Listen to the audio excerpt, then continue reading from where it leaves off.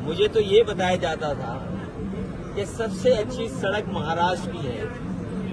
कल मैं मालेगांव से लेकर के धुलिया आपके शहर तक आया हूँ, मैं गड्ढे नहीं गिन पाया। ये टोल इसीलिए लेते हैं, लगता है गड्ढा भरने के लिए, लेकिन इस टोल से गड्ढा नहीं भरा जाता। आपकी जेब से पैसा निकाल करके ये अपनी जेब में रख ले रहे हैं।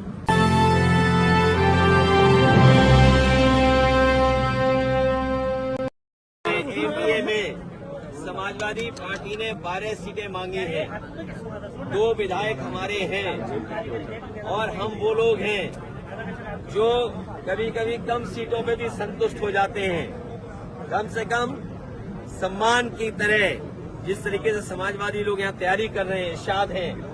कल हम लोग मालेगांव थे, क्या ऐतिहासिक कार्यक्रम था, बारिश के बाद भी लोग हटे नहीं, गए नहीं।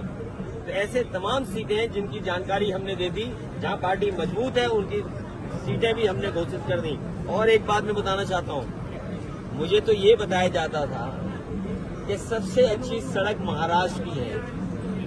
कल मैं मालेगांव से लेकर के धुलिया आपके शहर तक आया हूं, मैं गड्ढे नहीं गिन पाया।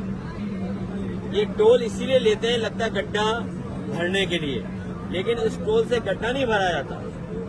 आपकी जेब से पैसा निकाल करके ये अपनी जेब में रख ले रहे हैं और उसका परिणाम ये है कि सड़कों पे गड्ढे हैं। हमारे यहाँ उत्तर प्रदेश में जो सड़कें बनी हैं उसमें आप हवाई जहाज उतार सकते हैं। और जिस समय समाजवादी लोगों ने सुकोई, मिराज और हरक्यूलिस सड़क पे उतारा था, उसी समय देश के प्रधानमंत्री जी, देश के सड़क मंत्री ने ये कहा था कि हम ऐसी 30 हाईवे बनाएंगे जिन पर हवाई जहाज उतर सकता है। बताओ, यहाँ के तो सड़क मंत्री हैं, क्या आपके धुले और मालेगांव के बीच में हवाई जहाज उतर सकता है?